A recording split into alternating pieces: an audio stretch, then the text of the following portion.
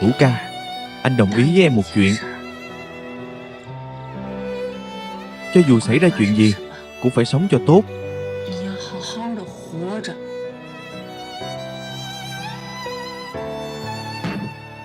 Nghe thấy chưa?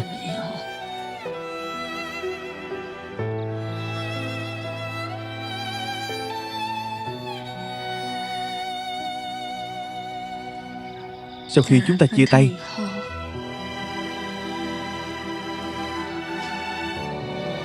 em không thể chăm sóc cho anh nữa. Anh lạnh thì phải mặc thêm áo, đói thì phải ăn, đừng ảnh hưởng tới dạ dày.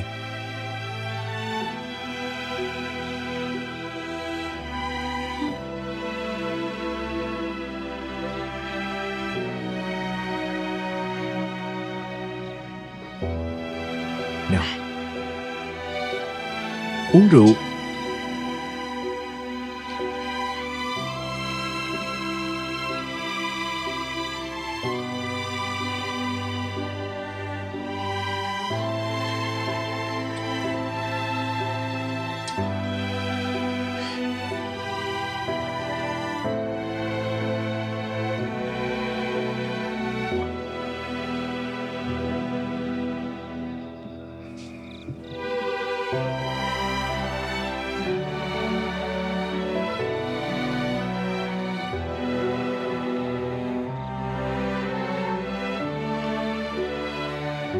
Em thật đẹp. Đó là vì anh mù.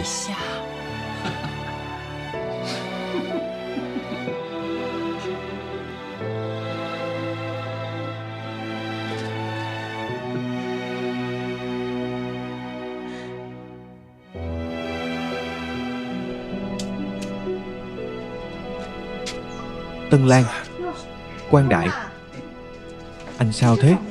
Eo của anh. Em mau giúp anh xoa bóp một chút đi. Em đã nói với anh rồi, eo của anh vẫn chưa khỏi. Đừng ra ngoài làm quá sức. Anh cứ đi làm gì?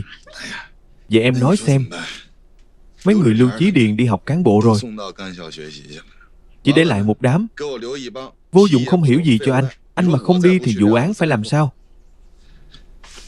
Chỗ này.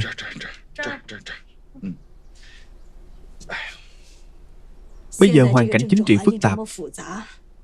Con người anh thì thẳng tính, ra ngoài dễ đắc tội người khác, còn gây đóng chuyện phiền phức cho bản thân. Ý em là sao? Anh gây chuyện phiền phức gì? Anh còn sợ bọn họ? Anh nói cho em biết, anh thấy ngứa mắt đám đó từ lâu rồi. Anh tức gì? Làm việc không thể sốc nổi, phải nghĩ cách. Anh biết chưa? Đừng dừng lại. Em xoa bóp tiếp đi.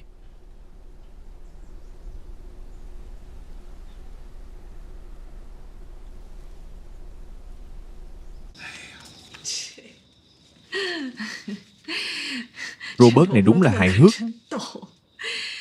Ông còn nhớ bức thư này không? Anh ta nói tìm thấy quán mì xào tương Bắc Kinh ở phố người đường. Nó mùi vị khá đúng. Được rồi. Ba, tôi đọc một lúc. Chú Robert là bạn thân của nhà chúng ta, sao phải đốt thư vậy? Đừng nhắc tới chú Robert này nữa. Tư Vân, bây giờ ngoài kia hỗn loạn, con tan học thì phải về nhà mau. Biết chưa? Người này đáng yêu, nhưng cũng rất đáng sợ. Chúng ta không động nổi thì phải trốn xa chút. Còn nữa, bà nói này, chính trị phức tạp nhất. Nhà chúng ta không có gan này. Biết chưa? Cho nên tránh xa chút. Ba căng thẳng vậy. Có nghiêm trọng thế không? Nghe lời bà nói. Tránh xa chính trị. Đúng rồi, tránh xa tiền viện triệu. Ba, con biết lời ba nói có ý gì? Nghe ba đi. Hai đứa ở bên nhau không tốt đâu. Chú Tiền là người tốt, nhưng người tốt có lúc cũng... Ông bớt nói đi. Được rồi, không nói chuyện này nữa. Mau đi học đi.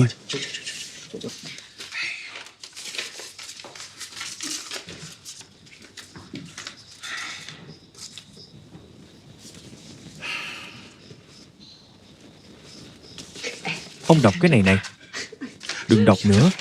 Mau đốt đi.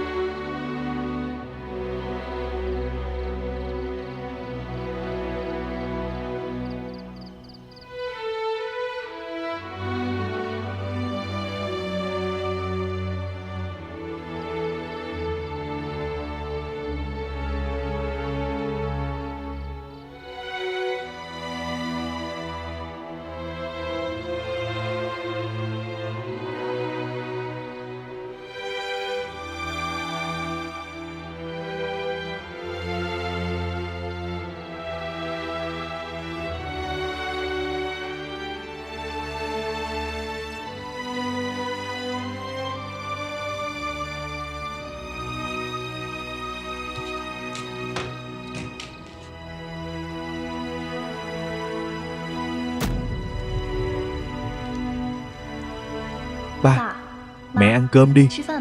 Bọn con nấu đấy.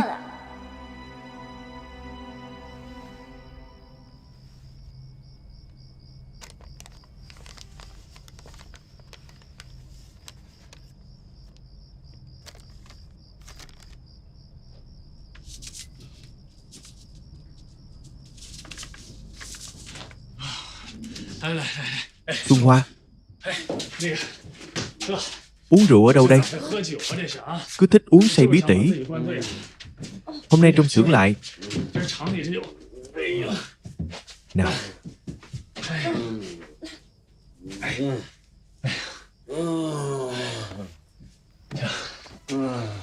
Xuân Hoa, cô đừng nghĩ nhiều. Không sao đâu. Chỉ cần tôi ở trong xưởng, tôi sẽ để mắt tới anh ấy. Đừng để anh ấy cảm lạnh. Vậy tôi về cảm ơn anh đại lực. Không sao. Nghỉ ngơi sớm đi.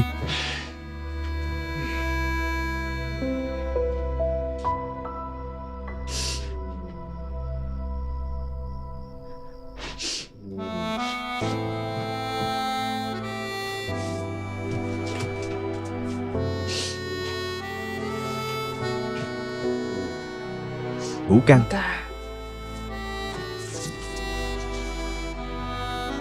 Liên Nhi về viện triều nấu cơm cho chúng ta.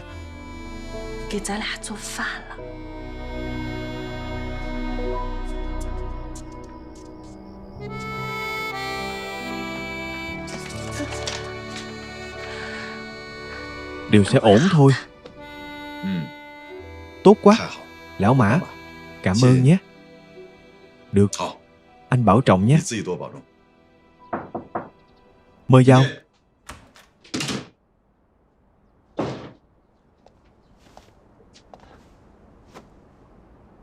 Cục trưởng Tôn, tôi về rồi.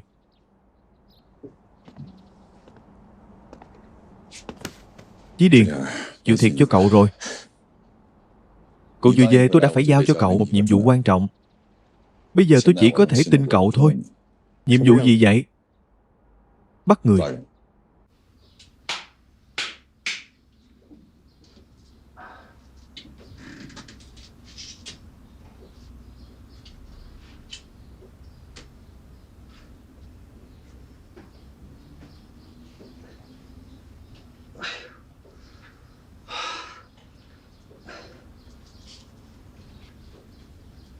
chủ nghĩa xã hội tốt.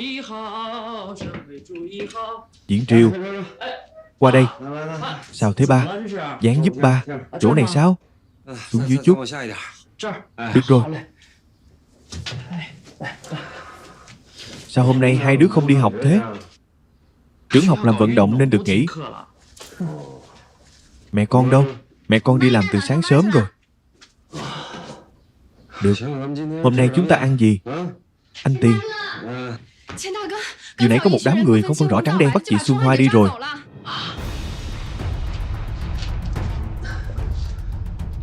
Hai đứa ở nhà chờ ba. Đừng đi đâu. Đi thôi Tiểu Thúy. Đi.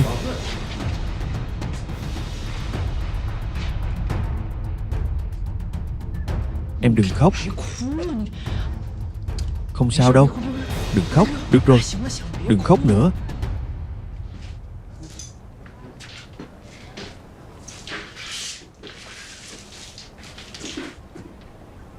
Chiều dài 2m6.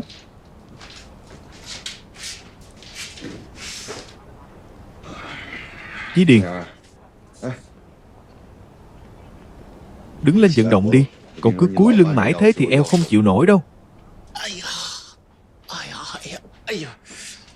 Không được rồi. Già rồi. Nhớ năm đó chúng ta điều tra vụ án, mấy ngày liền không ngủ cũng không sao hết. Cậu nhìn xem, mấy chất liệu này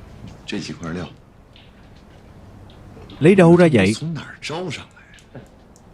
Chỗ này đều có chống lưng cả đấy. Anh giận cũng vô ích. Cục trưởng, tôi còn phải cảm ơn anh.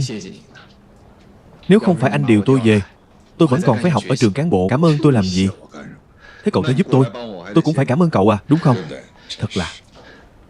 Nghe nói, anh điều tôi qua đây đã đắc tội nhiều người. Vậy sao? Ai thế? Anh đừng coi thường đám người đó. Chỉ một câu thôi sẽ truyền tới bên trên. Tên Tiểu Dương đó, anh biết ba hắn là ai không?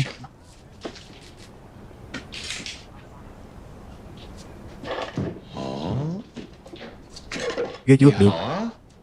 Nếu đã đắc tội thì đắc tội đến cùng đi.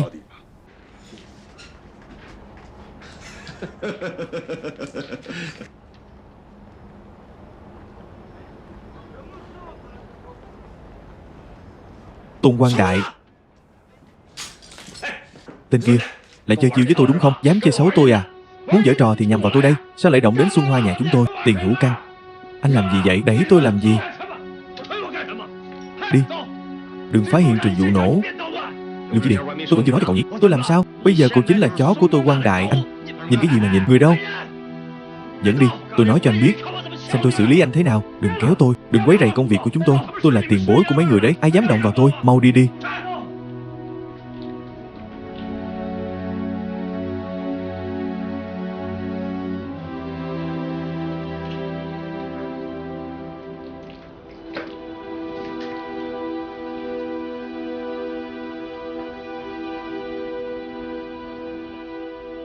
Theo tổng hợp tình hình điều tra của các bên mấy ngày qua, vụ nổ xảy ra vào lúc 6 giờ 45 phút chiều ngày mùng 3. Địa điểm xảy ra vụ nổ trước quầy điện tử của trung tâm thương mại Vệ Hồng. Hiện trường vụ nổ khiến nền bê tông ở đó bị khoét thành một hố sâu rộng 2 mét vuông. Trần nhà cũng bị thổi tung. Tại hiện trường vụ nổ cộng có 5 thi thể, trong đó một người dường như bị nổ bay. 4 thi thể còn lại cơ bản là hoàn chỉnh. Có hơn 100 người bị thương, đa số là bị thủy tinh vỡ cứ vào. Thương tích không nghiêm trọng. Qua điều tra, chúng tôi không phát hiện vật chứng có ích, nhưng trong đó phát hiện được một mảnh vụn của túi nhựa xách tay màu đen. Tạm thời chưa phát hiện ra vị trí nguồn nổ. Tình hình cơ bản là như vậy.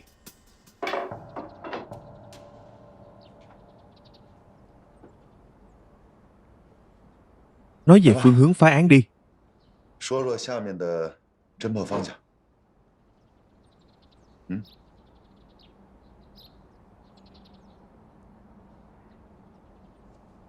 Bình thường nói giỏi lắm mà.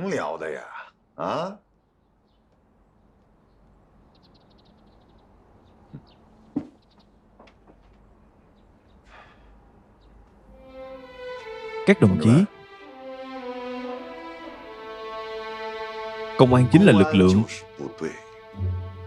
có kỷ luật. Kỷ luật của tôi rất đơn giản. Cho mấy người thời hạn 1 tuần để phá vụ án này.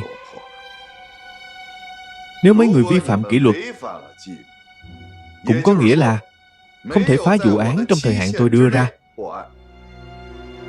Rất đơn giản thôi. Tất cả biến về nhà hết cho tôi.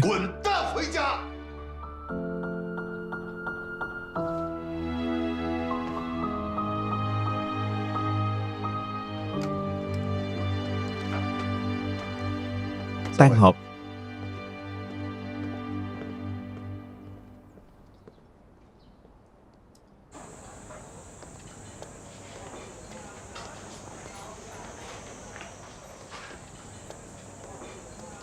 Sao thế? Anh cũng bị gạt sang một bên rồi à? Gạt sang một bên từ lâu rồi. Chuyện gì cũng phải nghĩ thoáng ra. Không có gì to tát cả. Nào, tôi uống với anh. Hôm nay không uống rượu. Anh không tới uống rượu thì tới làm gì? Chờ ngươi. Được, tôi lấy rượu cho anh. Anh muốn uống thì uống. Anh cứ làm việc đi.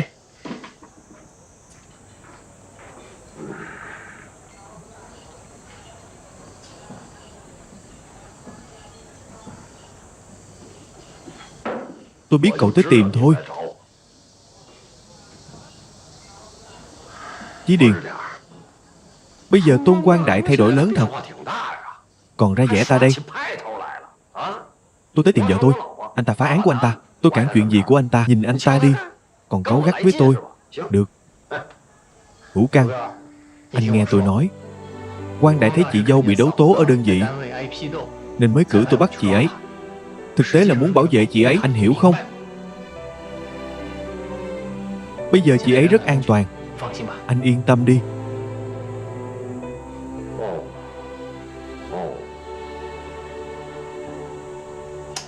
Vừa nãy cậu nói với tôi là xong rồi. Nhiều người như vậy. Nói thế nào? Đúng đúng. Được rồi, đừng uống nữa. Mau về đi. Chí Điền, cảm ơn nhé.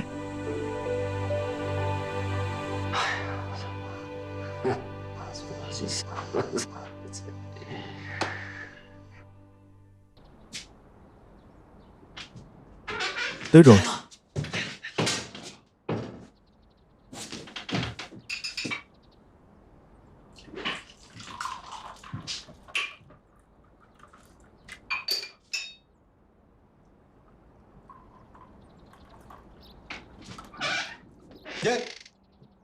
Sao hai người tới đây?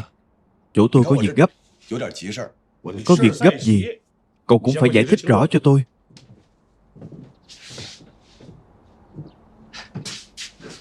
Trà vừa pha đấy. Biết chúng tôi tới à? Còn vừa pha trà. Cậu nói cho tôi nghe. Hôm nay nổi nấu vô cớ gì thế?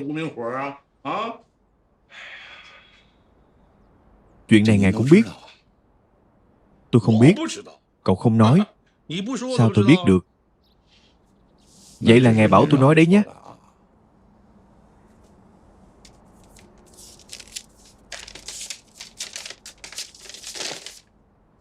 Đây là danh sách tôi chuẩn bị trước. Trong danh sách này, ngoài Chí Điền ra, tất cả đều học ở trường cải tạo. Tôi cảm thấy đây là lúc dùng người phá án còn hơn hô mấy câu khẩu hiệu. Ngài nói xem có phải không? Cậu gì chút chuyện này à? Thế cũng không cần tức giận như thế. Chuyện này không được. Tôi phải đích thân đi. Được không? Cục liên trưởng, chờ một lát. Tôi ra ngoài trước. Thần bí gì thế? Cậu lại có ý đồ về tiền Hữu Căn đúng không? Lần này hình như không được. Cựu liên trưởng, đừng nói không được vội. Ngài cũng biết năng lực phá án của tiền Hữu Căn rồi. Hơn nữa vụ án của tôi thật sự không có tiến triển gì. Hiện trường không còn lại một manh mối gì. Hơn nữa tôi sợ bên trên sẽ giục. Nếu không phá được vụ án này, không chỉ mình tôi chịu trách nhiệm. Tôn Quang Đại, nói thật với cậu, trước khi chúng tôi đến đã suy nghĩ tới cậu sẽ đưa ra yêu cầu như thế này. Ngài Lý đã tới các bộ phận cấp cao rồi. Họ bày tỏ rõ không đồng ý việc điều người ở đơn vị bên ngoài. Chủ yếu là sợ người ta nói công an chúng ta không ai có năng lực, phá vụ án thôi cũng phải mời người bên ngoài. Không sợ mất mặt à? Nhưng lần này, dù thế nào tôi cũng phải điều tiền Hữu Căn về. Dù thế nào ư? Người ta dù thế nào cũng không cho phép. Cựu liên trưởng, tôi nói với ngài vậy. Bị đấu tố ai cơ? Tiền Hữu Căn. Cậu ta cũng bị đấu tố sao? Cho nên cựu liên trưởng, cựu sở trưởng, tôi thật sự xin hai người giúp anh ấy. Nếu không thì quá nguy hiểm.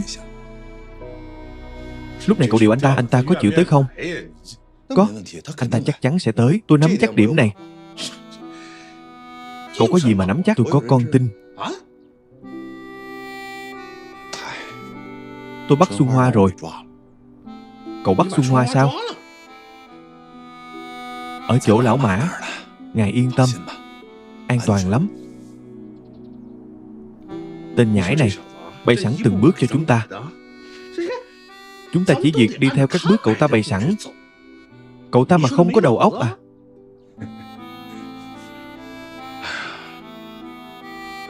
Được. May mà quyền vẫn nằm trong tay tôi. Bảo vệ thêm một người thì hay người đó. Sở trưởng Trương, chúng ta chỉ có thể ra tay trước. Vậy thì tạm điều động đi. Đưa anh ta ra khỏi xưởng, cho anh ta phá án. Lập được công thì chuyện sau này dễ giải quyết rồi. Để tôi xử lý chuyện này. Được. Cựu sở trưởng đúng là cựu sở trưởng. Có cách. Được rồi, nhưng tôi phải nói rõ. Cậu cũng biết tình hình hiện tại. Quyền nằm trong tay tôi bây giờ. Có khả năng chỉ là chuyện một sớm một chiều. Cho nên cậu phải tranh thủ thời gian phá án.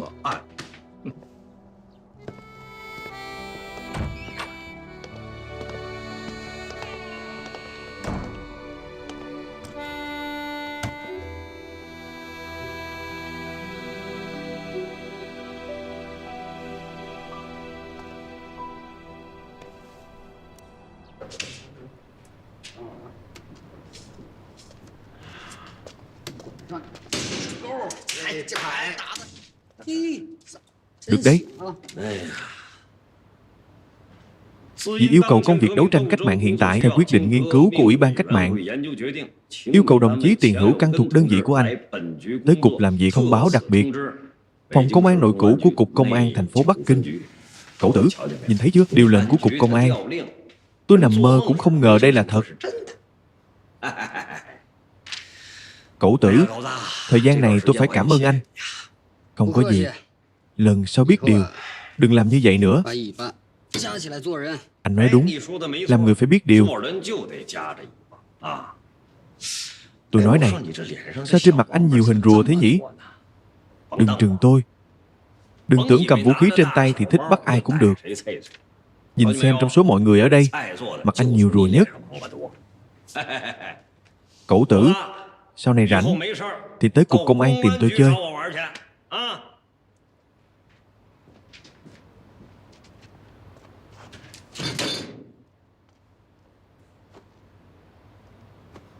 Có giỏi thì đừng quay lại.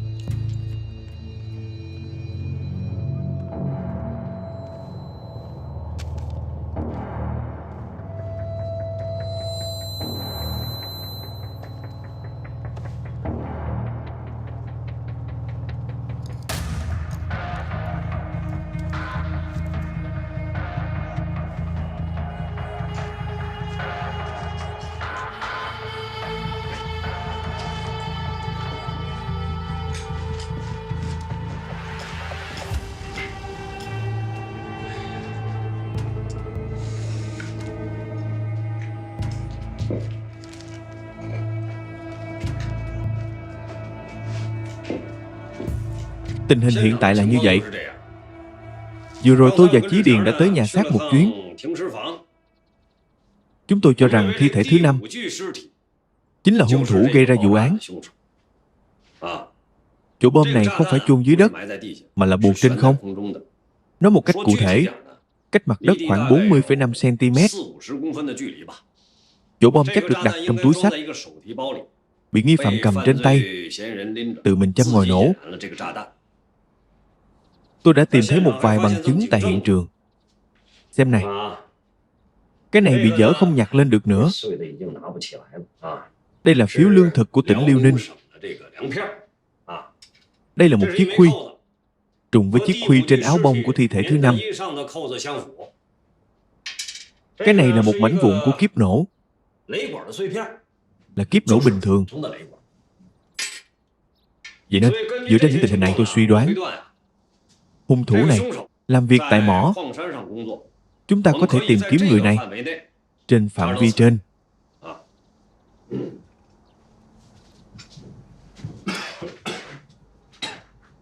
Đồng chí Tiền Hữu Căn đã đưa ra phân tích rất tốt cho vụ án. Chí Điền, cậu phân công công việc cho mọi người. Căn cứ vào tình hình hiện trường, chúng ta phải hành động từ hai hướng. Hướng một, phải điều tra người chết, nhanh chóng gửi ảnh tới cơ quan công an các địa phương, yêu cầu họ lập tức tổ chức người dân địa phương tiến hành nhận dạng, nhanh chóng xác định thân phận của người chết. Phía này do Tiểu Ngụy phụ trách. Rõ. Hướng 2, cần điều tra kíp nổ, yêu cầu các cơ quan xác định chính xác về loại, thành phần và năng lượng nổ cùng các số liệu liên quan. Tiểu Du, cậu phụ trách. Còn nữa, nhất định phải nhớ tới kỳ hạn của mấy người.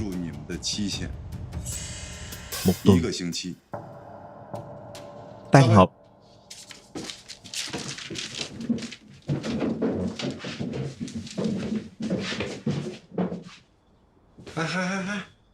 Sao vậy?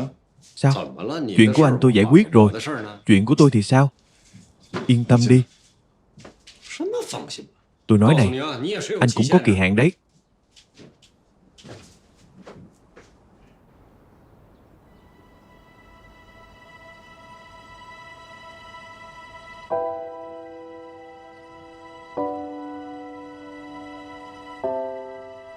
Xuân Hoa. Thật sự là em à?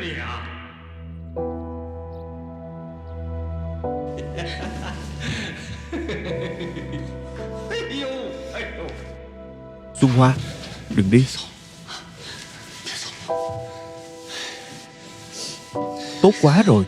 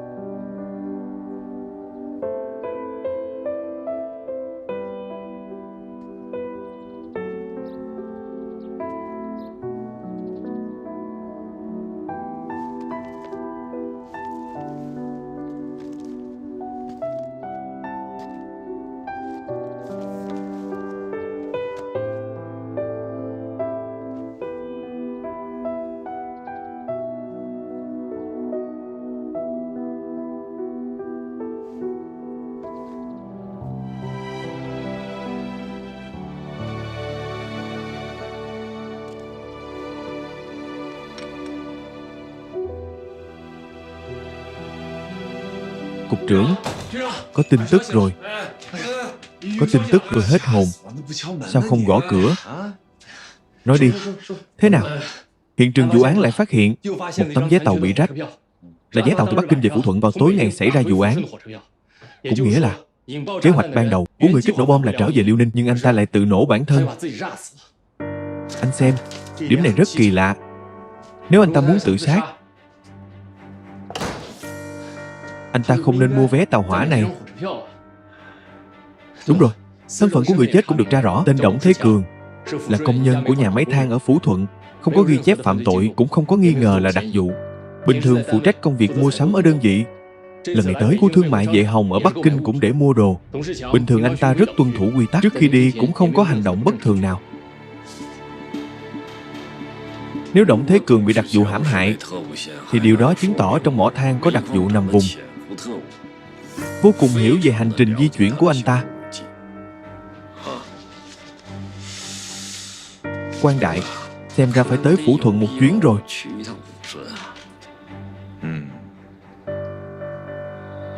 Chí Điền, cậu đi cùng Hữu Căn đi. Rõ. Tôi xem một chút.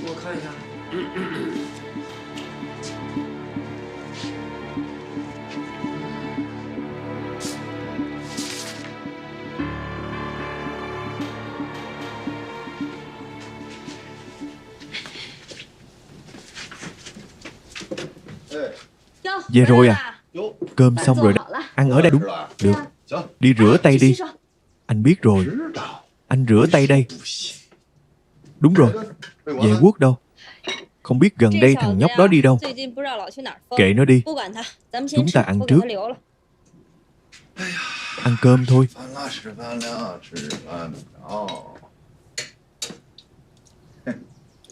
Cười gì thế?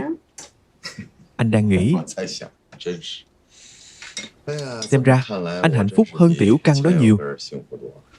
Anh ta lại làm sao? Còn sao được?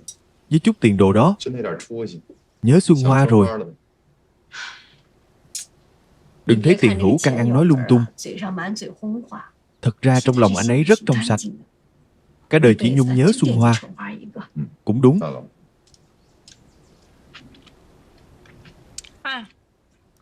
Còn anh, trong lòng nhớ tới anh. Anh có thể so với anh ta chắc. Anh khác anh ta, anh là lời nói. Trong lòng chỉ có em. Học theo tiền Hữu Căn rồi. Lúc anh mới vào thành phố, tốt bao nhiêu phải? Không đúng. Lúc đó em chỉ anh nhà quê mà. Em thích anh quê mùa thế đấy. Anh nói xem, nếu bây giờ không tranh đấu nhau, sống một cuộc đời yên ổn như thế thì tốt biết bao nhiêu.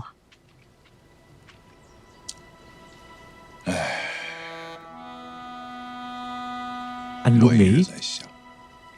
Em biết anh đang nghĩ gì không? Anh nghĩ sau khi nghỉ hưu, về lại làng của chúng ta, xây dựng nhà nhỏ, làm một mảnh đất, chuyên trồng hoa trồng rau, rồi sắm một chiếc thuyền. Rảnh thì ra ngoài bắt chút tôm cá nhỏ, đón ba và anh trai về cùng, uống chút rượu, thật thoải mái biết bao. À, ba sao rồi? Không tốt lắm. Gần đây ông ấy cũng không cho em về, nói sợ sẽ làm phiền chúng ta. Phiền gì chứ?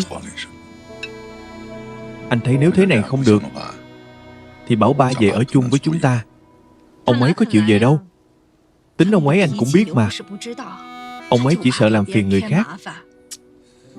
Đều là người một nhà, sao lại làm phiền được? Không sao. Không được thì anh tự mình đi đón ông ấy về. À, chị Xuân Hoa dạo này sao rồi? Khá tốt. Chị ấy ở bên đó. Anh cứ suy nghĩ mãi về chuyện này. Dù sau này chị ấy được thả về, nhưng vấn đề này về cơ bản vẫn chưa được giải quyết.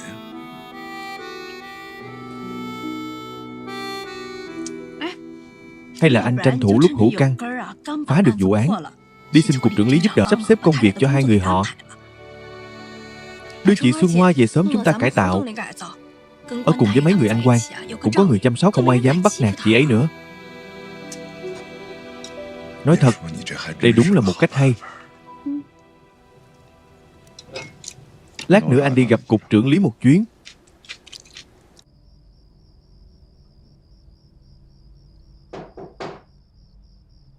Vào đi.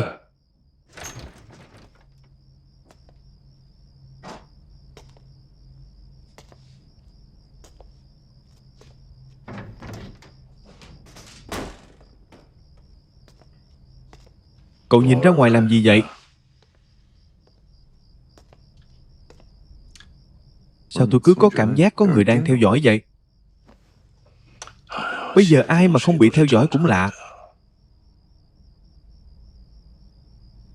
Ngài thế nào rồi? Thì cụ quân trưởng bị hạ rồi. Bắt tôi ở nhà viết bản tố cáo ông ta. Tôi viết, tôi chỉ biết ông ấy là người có công, chứ không biết ông ấy là tội đồ. Bây giờ tôi lo thời gian dành cho chúng ta không còn nhiều. Có một số việc chúng ta còn chưa xử lý xong.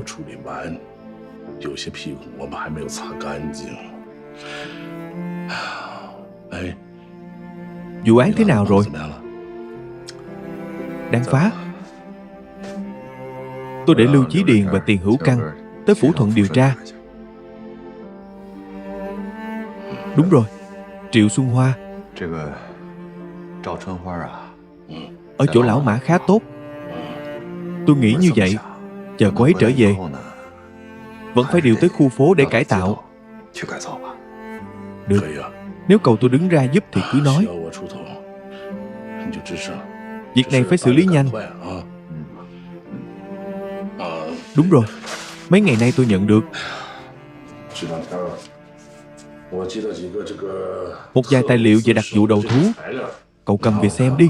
Có tin tức của Sơn Hà và Mục Tân Cửu sao? Tôi vẫn chưa đọc. Bên trong có nhiều lắm. Có người thì tự thú, có người thì bị lôi ra. Tài liệu viết đa dạng lắm. Được, vậy tôi về trước đây. Gần đây cậu không có chuyện gì thì đừng tới đây. Tới phòng làm việc nói.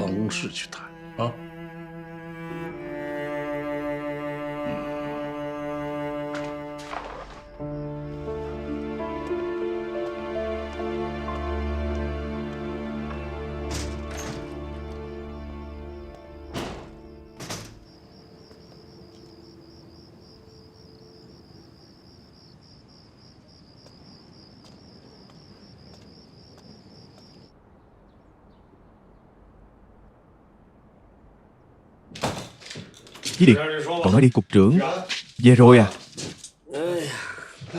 Ngồi đi. Thế nào rồi?